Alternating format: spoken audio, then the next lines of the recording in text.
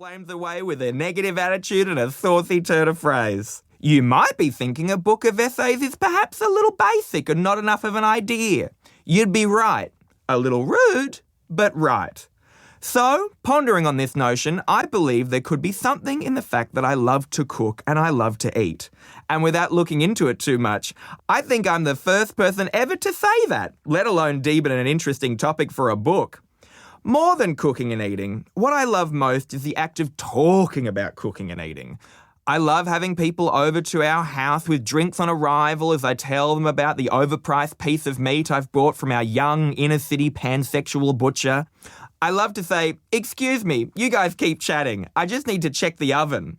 I love to throw around words like brining and bordelaise and yeast. I'm a real douchebag about it.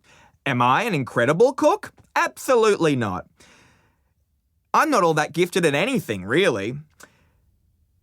If I were a contestant on one of those cooking competition reality shows, I'd have the vibe of a 50-year-old divorced man who comes in confidently because he owns a barbecue. The one who fucks up a savoury tart and has to leave in the first week. The one who gets huge sweat stains on his polo shirt as he fights back tears because he's been beaten by mere pastry and eggs that somehow represent his relationship with his kids. Yeah, that's where I fit mental health-wise.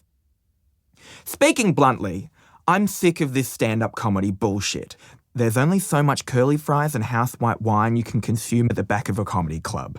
I just want an end to that part of show business that's all about food. That upper echelon, bougie class of TV personality whose whole deal is swanning around and eating nice stuff in pretty places.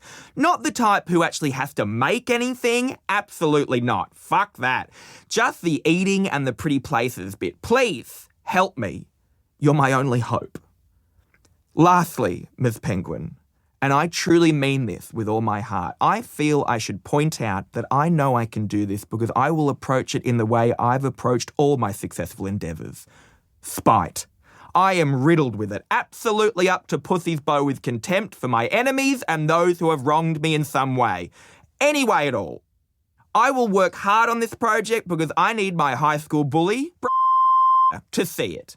Even though I haven't seen him in the better part of 2 decades, I need him to see this book. It's important that while he's on his lunch break from the job that he only got because his uncle owns the business, he's trudging past a bookstore and sees my face on the cover in the new and noteworthy stand, he must see it and stop.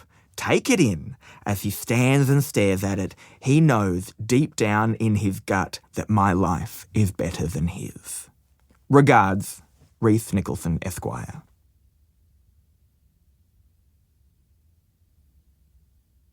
Life's work.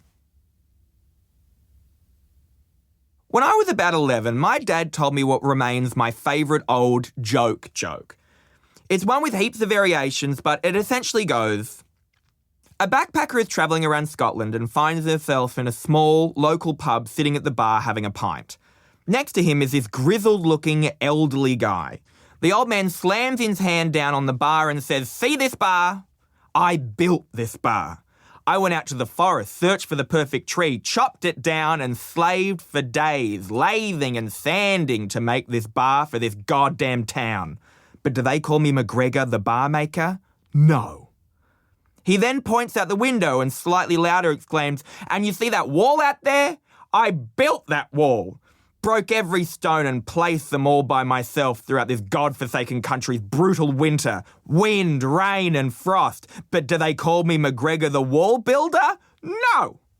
The backpacker tries to change the subject. "Look, I'm just here for it." McGregor interrupts, essentially screaming at this point.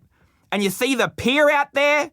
I built that goddamn pier. Collected the wood from the same goddamn forest, drove the pilings against the tide plank by plank, the salt water stinging my splintered, blistered, bleeding hands.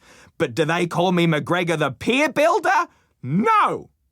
There's a pause, and McGregor leans in close to the backpacker and sighs, "But you fuck one pig." At the time, I laughed the way any 11-year-old does when an adult has purposely said fuck in front of them.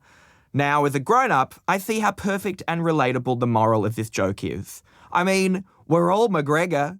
Everyone's just out here trying their best to not be remembered by their peers for having full penetrative intercourse with